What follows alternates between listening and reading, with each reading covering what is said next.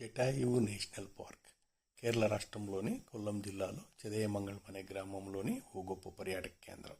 ఈ పార్క్ వైశాల్యం 64 ఎకరాలు. దర్శకులు రాజీవ్ అంచల్ దీన్ని నిర్మించడానికి సహాయం చేశారు.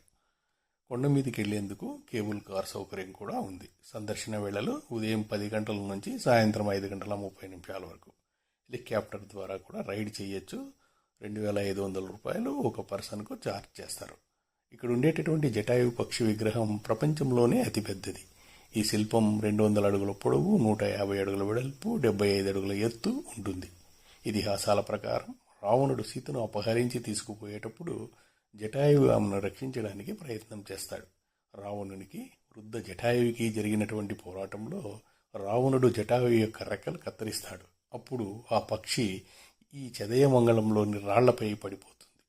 రామలక్ష్మణులు సీతాన్వేషణ చేసేటటువంటి సమయంలో